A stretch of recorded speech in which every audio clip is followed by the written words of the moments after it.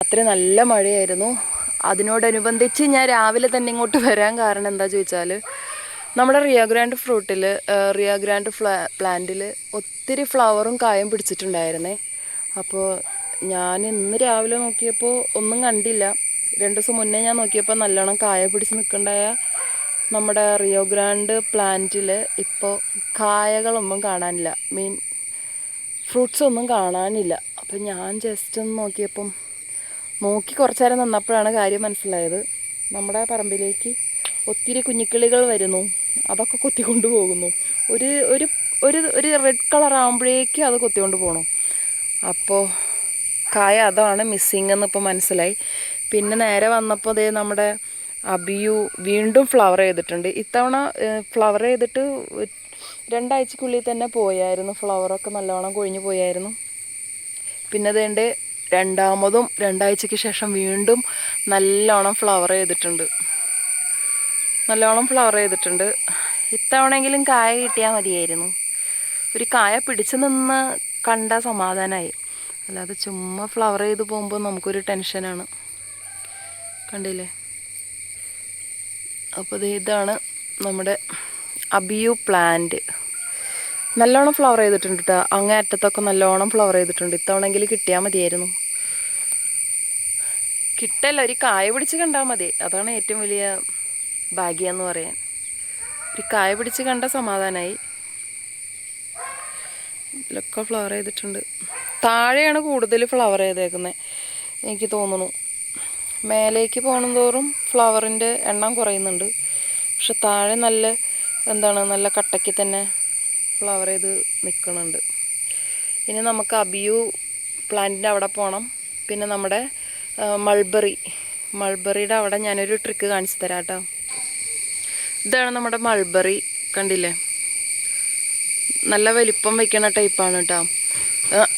ഇത് പലതവണ ഞാൻ വീഡിയോ ചെയ്തിട്ടുണ്ടെങ്കിലും ഇത് നന്നായി കായ്ക്കാനായിട്ടുള്ളൊരു ട്രിക്ക് എനിക്ക് മനസ്സിലായത് ഇത് വെട്ടിക്കൊടുക്കുമ്പോഴാണ് മെയിനായിട്ട് കായ പിടിക്കണത്. പെട്ടെന്ന് കായ പിടിക്കണത്, നല്ലോണം കായ പിടിക്കണത് വെട്ടിക്കൊടുക്കുമ്പോൾ മാത്രമാണ്.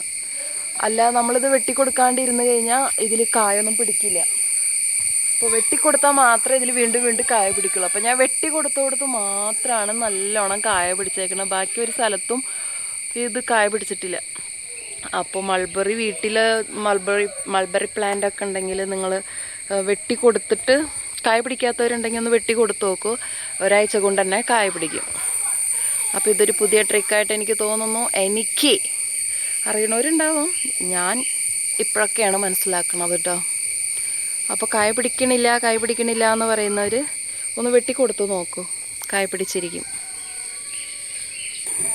പിന്നെ രണ്ടാമത്തെ കാര്യം പറയാനുള്ളത്, ഞാൻ വീട്ടിൽ നിന്ന് നോക്കിയപ്പോഴേ 2 ഫ്രൂട്ടും ഭയങ്കര വലിപ്പത്തിൽ നിൽക്കണു. ദേ ഈ 2 എണ്ണം ശരിക്കും നമ്മുടെ ഒരു മാങ്ങയുടെ വലിപ്പമുണ്ട്. അത് ശരിക്കും ഒരു മൂവാണ്ടൻ മാങ്ങയുടെ വലിപ്പമുണ്ട്. അത് മനസ്സിലാവുന്നുണ്ടോ എന്ന് എനിക്കറിയില്ല.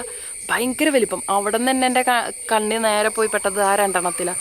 ബാക്കിയൊക്കെ ഞാൻ പറഞ്ഞ പോലെ വലിപ്പമൊക്കെ ഉണ്ട്, ഇതൊക്കെ വലിപ്പമുണ്ട്. പക്ഷേ ഈ 2 എണ്ണം നല്ല വലിപ്പമുണ്ട്, ഭയങ്കര വലിപ്പമുണ്ട്.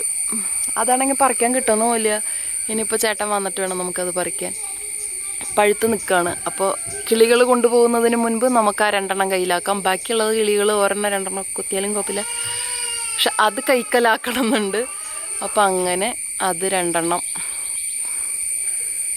ഈ ഒരു എന്താ പറയുക വെറൈറ്റി എന്ന് പറയുമ്പോൾ ഭയങ്കര വലിപ്പാട്ടോ. പക്ഷേ നന്നായി പഴുക്കാണ്ട് കഴിക്കാൻ പറ്റില്ല, ഭയങ്കര പുളിയാണ്. പിന്നെ ഇതേ ഫ്രൂട്ടൊക്കെ കൊഴിഞ്ഞു തുടങ്ങിയിട്ടുണ്ട്. അത് നല്ല മഴയല്ല, അതുകൊണ്ടായിരിക്കാം. കണ്ടില്ലേ? ഇതൊരു നോർമലാണ്, പക്ഷെ ഇതിൻ്റെ വലിപ്പം കണ്ടില്ലേ? എൻ്റെ 4 വിരലിൻ്റെ അത്ര ഉണ്ട്, കണ്ട? ഇതൊരു നോർമൽ പഴുക്കാത്തൊരു ഫ്രൂട്ടാണ്. അപ്പോൾ അതിൻ്റെ ഒരു വലിപ്പം കണ്ടില്ലേ? ഇത്ര തന്നെ ഉണ്ട്. അപ്പോൾ ആ നിൽക്കുന്നതിൻ്റെ വലിപ്പം എന്തോരുണ്ടാവും. അത് കയ്യിൽ കിട്ടിയിട്ട് വേണം ഞാൻ കാണിച്ചു തരാമെന്ന് വെച്ചിരിക്കും. പക്ഷെ അത് പറിക്കാൻ പറ്റണില്ല. അത് വലിച്ച് പിടിച്ച് പറിക്കാമെന്ന് വെച്ചാൽ എനിക്ക് ടെൻഷൻ ആവുന്നുണ്ട്. കാരണം കഴിഞ്ഞ ദിവസം പച്ചിലിപ്പാമ്പ് ആ വഴി നിന്ന് ഇങ്ങോട്ട് വരുന്നുണ്ടായി. അപ്പോൾ എനിക്കൊരു പേടി, ഇനി ഇവിടെ എവിടെയെങ്കിലും ഉണ്ടോ, ഒരു ടെൻഷൻ. അയ്യോ, നമ്മുടെ ഫ്രൂട്ടൊക്കെ കൊഴിഞ്ഞു പോകണം കേട്ടോ. കാറ്റിനായിരിക്കാം. താഴെ 2 കിടക്കണുണ്ട്, അവിടെ ഒരെണ്ണം കിടക്കുന്നുണ്ട്. ഇത് 2 ഇന്നലെ മഴയ്ക്ക് കൊഴിഞ്ഞ് വീണിട്ടുള്ളതാട്ടോ. മിക്കവാറും ഇതൊക്കെ പറിക്കേണ്ടി വരും. കാരണം കരിഞ്ഞും അത് കറുത്ത അമ്പേ തീ അവിടെ അങ്ങേറ്റത്ത് ഒരെണ്ണം കണ്ട, അതിൻ്റെ വലിപ്പം നോക്കി കാണുന്നുണ്ടോ? അയ്യോ,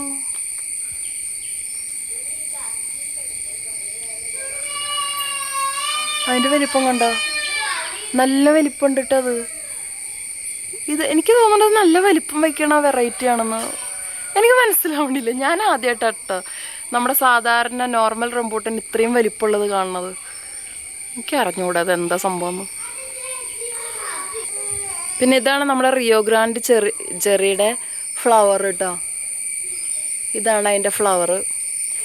ഇനി ഈ പൂവൊക്കെ കൊഴിഞ്ഞിട്ട് ആ തണ്ടും പിന്നെ അതാ കോല് പോലെ സംഭവം അത് അവിടെ നിൽക്കും. അതിലാണ് നമ്മുടെ ഫ്രൂട്ട് ഉണ്ടാവുക. ഇവിടെ എവിടെയോ ഉണ്ടായി നിൽക്കണുണ്ട്, കുറേ കാണില്ല. അതങ്ങനെ അത്യാവശ്യ സമയത്തൊന്നും കാണില്ല. കുറേ ഫ്ലവർ ചെയ്ത് നിൽക്കുന്നുണ്ട്. ദേ അവിടെ നിൽക്കുന്നുണ്ട് ഫ്രൂട്ട്സ്. കിളി കൊണ്ടുപോകും, നമുക്ക് കിട്ടത്തൊന്നുമില്ല. ഈ ഒരു സാധനം ഉണ്ടല്ലോ, നമുക്ക് സീസൺ ഇല്ല, എപ്പോഴും ഫ്ലവർ, എപ്പോഴും ഫ്രൂട്ടാണ് ഈ ഒരു സംഭവം. ഇത് നമ്മുടെ ചൈനീസ് ഓറഞ്ചാണ്, പുളിയാണ്. ഓറഞ്ചിൻ്റെ സ്മെല്ലും പിന്നെ അതിൻ്റെ ഉള്ളിലുള്ള ഇതൊക്കെ ഓറഞ്ച് പോലെ തന്നെയാണ്. പൊളിച്ച് കഴിഞ്ഞാലും അത് പറിക്കുമ്പോൾ തന്നെയുള്ള സ്മെല്ലും എല്ലാം ഓറഞ്ചിൻ്റെ സ്മെല്ലും കാര്യങ്ങളൊക്കെയാണ്. പക്ഷെ ഭയങ്കര പുളിയാണ്. വേനൽക്കാലത്ത് വെയിൽക്കാലത്ത് എന്നൊക്കെ പറയില്ലേ, ആ ടൈമിൽ നമുക്ക് വെള്ളം കലക്കി കുടിച്ചാൽ നല്ലതാണ്. ഭയങ്കര വൈറ്റമിൻ സി അടങ്ങിയിട്ടുള്ളൊരു ഫ്രൂട്ടും കൂടി ആയതുകൊണ്ട് അങ്ങനെ മഴക്കാലത്തൊക്കെ ഇത് ഇങ്ങനെ പൂത്ത് കായ്ച്ച് നിൽക്കണ കാണാം. ഇതിലെപ്പോഴും ഫ്രൂട്ടാണ്, ഫ്രൂട്ട് ഇല്ലാത്തൊരു ടൈമില്ല. അപ്പോൾ ഈ പുളിയുള്ള ഫ്രൂട്ട്സ് ഇഷ്ടമുള്ളവർ ഇത് വെക്കാൻ നല്ലതായിരിക്കും. ഇത് ചട്ടി നടണതായിരിക്കും കൂടുതലും നല്ലതെന്ന് എനിക്ക് തോന്നുന്നു. അല്ലെങ്കിൽ ഇതേപോലെ വളർന്നു പോവും. ചട്ടി നടണതായിരിക്കും ബെറ്റർ. വീടിൻ്റെ ഫ്രണ്ടിലൊക്കെ ഡെക്കറേഷൻ പോലെ ഡെക്കറേറ്റ് ചെയ്യാനൊക്കെ നല്ലൊരു പ്ലാന്റും നല്ലൊരു ഫ്രൂട്ട് പ്ലാന്റും കൂടിയാണത്. അപ്പോൾ താല്പര്യമുള്ളവർക്ക് ഇങ്ങനത്തെ ഒക്കെ വാങ്ങി വയ്ക്കാം. അപ്പോൾ ഞാനിത് ഫ്രണ്ടിൽ വെച്ചാൽ മതിയായിരുന്നു, എന്തായാലും ഇവിടെ വെച്ചു. അപ്പോൾ ഇത് നമുക്ക് ഇപ്പം അത്തൊക്കെ ഇടേണ്ട കാരണം ഇതിൻ്റെ ഇലയൊക്കെ എനിക്കിപ്പോൾ ഉപയോഗപ്പെടുന്നുണ്ട്. ഞാൻ അത്തിടാനൊക്കെ ഇതിൻ്റെ ഇല പറിച്ച് ചെയ്യണുണ്ട് കേട്ടോ. ഇതിൻ്റെ ഇലയുടെ സ്മെല്ല് ശരിക്കും നമ്മുടെ നാരങ്ങയുടെ ഇല ഉണ്ട്, നാരങ്ങ പ്ലാന്റിൻ്റെ ചെടിയിലത്തെ ഇല അതിൻ്റെ സ്മെല്ലാണ്. കയ്യിൽ നിന്ന് ആ മണയെ പോണില്ല, അത്രയും നല്ല സ്മെല്ലാണ്. അപ്പം നമ്മുടെ ഇന്നത്തെ വീഡിയോ ഇത്രയൊക്കെ ഉള്ളൂ. ഞാൻ മെയിനായിട്ട് കാണിക്കാൻ വന്നത് റിയോ ഗ്രാൻഡ് ഫ്രൂട്ടും പിന്നെ നമ്മുടെ റംബൂട്ടൻ പിന്നെ നമ്മുടെ അബിയു അതായിരുന്നു. അപ്പോൾ ദേ എനിക്ക് ആ 2 കയ്യിൽ കിട്ടണമെന്നുണ്ട്.